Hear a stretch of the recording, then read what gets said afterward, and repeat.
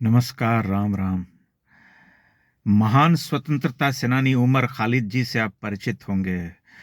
उमर खालिद जी की जीवन गाथा लिखी गई है। जीवन गाथा मतलब जीवन गाथा। उनके जीवन पर एक पुस्तक लिखी गई है जिसे प्रेस क्लब में रिलीज किया गया। उस पुस्तक का नाम है Umar Khalid and his world. अब आप जो पुस्तक के कर्ता धर्ता हैं, जिन्होंने लिखा है, जिन्होंने संपादन किया है, उसका उन सब के नाम भी आप जान लीजिए। लिखने वालों में नाम जिन्होंने संपादित किया है उनके नाम सुनिए आप। अनिर्बाण भट्टाचार्य, बनज्योत्सना लाहिड़ी, शुद्ध व्रत सेन गुप्ता। अब आप देखिए, 2 दिन पुराना मेरा वीडियो है, उससे लिंक करके इसे जोड़ लीजिए। पहले जब मैंने कहा था कि वामपंथ के जितने झंडा बरदार हैं वे सब के सब पंडित जी और कायस्थ हैं। देख लीजिए, भट्टाचार्य भट्टों में आचार्य हैं, बनज्योत्सना लाहिड़ी, लाहिड़ी जी बंगाली ब्राह्मण हैं, शुद्ध व्रत सेन गुप्ता ये भी जो हैं कायस्थ हैं या ब्राह्मण हैं। इन्होंने उमर खालिद जी के जीवन पर लिखी गई पुस्तक को संपादित किया है। उमर खालिद कौन है ये बताने की आवश्यकता नहीं है, फिर भी बता देता हूं संक्षेप में कि उमर खालिद जी दिल्ली के जो दंगे हुए थे 2020 में, उसके अभियुक्त हैं, मुख्य आरोपितों में से एक, जिस दंगे में 53 लोगों की मृत्यु हुई थी और उस दंगे में उनके ऊपर गंभीर आरोप लगे थे कि ठिकाने बता बता करके लोगों को मारने के, पुलिस वालों पर हमले करने के। इसके अलावा उन्होंने जेएनयू में भारत तेरे टुकड़े होंगे इंशाअल्लाह इंशाअल्लाह के नारे लगाए थे। ये हैं उमर खालिद जी, जिनके बारे में पुस्तक लिखी गई है। और पुस्तक में जिन लोगों ने लेख लिखे हैं उनके नाम भी आप अवश्य जान लीजिए। लेख लिखने वालों में सुप्रसिद्ध इतिहासकार रोमिला थापर जी हैं, दूसरे इतिहासकार रामचंद्र गुहा जी हैं, तीसरी स्वरा भास्कर जी हैं, चौथे जोहरान मामदानी जी हैं, पांचवें प्रकाश राज जी हैं और अन्य लोग भी इसमें शामिल रहे हैं। महान एक्टिविस्ट, महान वामपंथी, महान लिबरल्स, बड़े बड़े लोग जो इनके लिए इसमें लेख जिन्होंने लिखा है। कुणाल कामरा जी ने इसकी प्रस्तावना लिखी है और इसे लोकार्पित करने का काम जो है वो श्रीनिवासन जैन ने किया है। श्रीनिवासन जैन जी से आप परिचित होंगे, एनडीटीवी के सुविख्यात पत्रकार थे, विश्व मानव हैं, अभी वे अल जजीरा के लिए कार्य करते हैं। श्रीनिवासन जैन की महिमा से आप परिचित होंगे। उनके पिताजी भी बड़े प्रसिद्ध व्यक्ति थे, वे किसी देश में भारत के राजदूत थे। जब अटल बिहारी वाजपेयी प्रधानमंत्री थे और उन्होंने पोखरण में परमाणु परीक्षण किया था, तब उनके पिताश्री ने जिस भी देश में राजदूत थे वहां रहते हुए एक स्टेटमेंट जारी करके भारत सरकार की निंदा की थी। अब आप कल्पना कीजिए कि जिनके पिताजी किसी देश में भारत का राजदूत रहते हुए भारत के परमाणु परीक्षण पर निंदा प्रस्ताव लाते हों, उस देश में कार्य करते हुए, उनके पुत्र अगर उमर खालिद जी पर पुस्तक को लोकार्पित कर रहे हैं और इन सब महानुभावों ने उसमें अपने अपने लेख लिख करके जोड़े हैं, तो क्या यह असंभव बात है? यह तो बहुत सहज रूप से स्वीकृत बात है, यह होना चाहिए। अब आप सोचिए कि कैसे किसी ऐसे आरोपी को, ऐसे व्यक्ति को जिसके ऊपर इतने गंभीर आरोप है, देशद्रोह से लेकर के, देश तोड़ने से लेकर के, दंगा भड़काने और दंगों में पुलिस वालों पर निशाना लगाने के, उस व्यक्ति को महिमा मंडित करके क्रांतिकारी बनाया जा रहा है, भगत सिंह बनाया जा रहा है। ये प्रयास लंबे समय से जारी है। 2020 से तिहाड़ जेल में उमर खालिद जी बंद हैं और ये प्रक्रिया तभी से चल रही है कि उन्हें किसी न किसी तरह से भगत सिंह की कोटि में ला करके खड़ा कर दिया जाए। पिछले दिनों उनके पिताश्री अमेरिका भी गए थे, वहां जाकर के मामदानी जी से मिले थे और ये उन्होंने कहा था कि हमारे पुत्र को, जो इन्होंने इतना बड़ा बलिदान दिया है, इतने नेक दिल और इतने ह्यूमन राइट्स के प्रति समर्पित व्यक्ति हैं, उनको जेल में बंद करके रखा गया है, किसी न किसी तरह से उन्हें छुड़वाया जाए। वह तो सुप्रीम कोर्ट में मामला गया था, लेकिन उन्होंने सुनवाई करने से ही मना कर दिया, बोल दिया कि 1 वर्ष तक कोई सुनवाई नहीं होगी इस पर।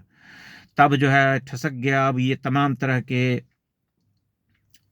तिकड़म जो हैं बनाए जा रहे हैं, रचे जा रहे हैं कि उनके ऊपर किताब लिखी जा रही है। बताइए, किताब का नाम दिया गया है Umar Khalid and his world. ऐसा लगता है जैसे रविंद्रनाथ ठाकुर के ऊपर कोई पुस्तक लिखी गई हो कि Rabindranath Thakur and his world, मतलब दुनिया में, इस संसार में कुछ भी संभव है। आजकल के लिबरल और ये सेक्युलर गैंग के जो लोग हैं उनके द्वारा कुछ भी कांड करना संभव है। इसमें आप देखिए, मैंने शुरू में आपको संकेत किया कि ये जो पूरी जो लॉबी है, ये जो पूरा तंत्र है, उसके अगुआ कौन है। जब आप गाली देते हैं कि पिछड़ी जाति और इसके ऊपर अत्याचार हो रहा है, सवर्णों के ऊपर और इनके ऊपर, तब आप देखिए कि ये पूरा इकोसिस्टम कौन तैयार कर रहा है। ये बताइए मुझे। अनिर्बाण भट्टाचार्य, अभ्यन्न ज्योत्सना लाहिड़ी, शुद्धव्रत सेन गुप्ता, श्रीनिवासन जैन, रोमिला थापर, रामचंद्र गुहा, स्वरा भास्कर, प्रकाश राज, ये सब कौन है भाई साहब? ये सब कौन है?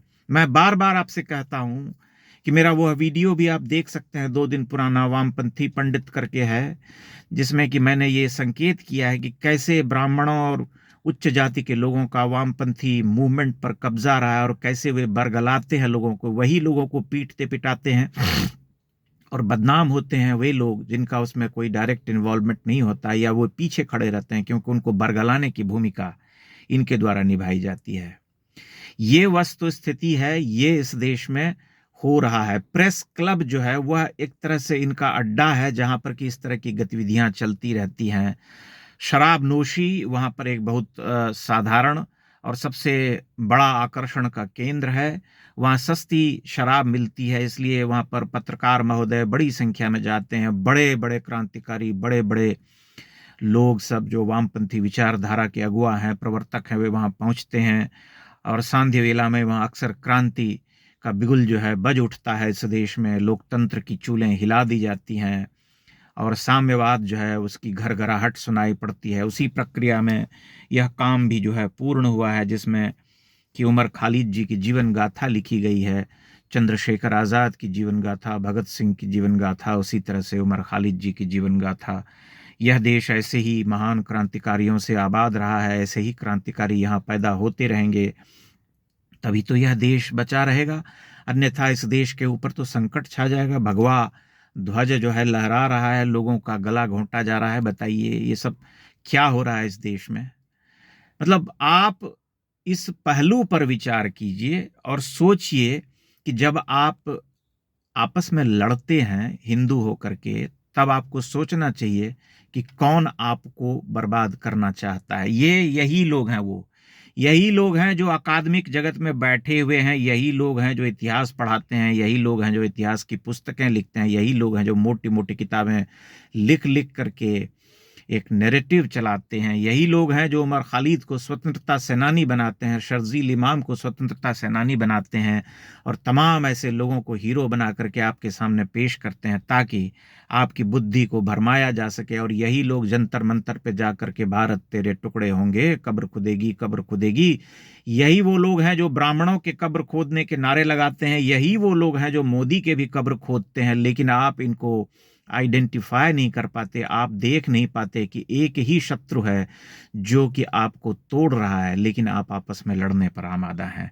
ये आपकी और हमारी नियति है। आप आंखें खोल करके देखना शुरू कीजिए कैसा कुचक्र रचा जा रहा है। कौन है वे लोग जो निरंतर इस प्रयास में लगे हुए हैं, निरंतर आपको तोड़ने में लगे हुए हैं? ये वही लोग हैं जो पुस्तक लिख रहे हैं, Umar Khalid and his world. आप अपनी टिप्पणियां इस पर अवश्य कीजिएगा। ये आंखें खोल देने वाली घटना है। जब मैंने इस खबर के बारे में जाना, इस खबर को जब पढ़ा, तो मैं भौंचक्क रह गया। क्या यह भी संभव है? लेकिन क्या नहीं संभव है? वामपंथ की दुनिया में वह सब कुछ संभव है जिसके बारे में आपके मन में कहते हैं ना कि संशय होता है, या जिसकी आप कल्पना तक नहीं कर पाते हैं। बहुत बहुत धन्यवाद।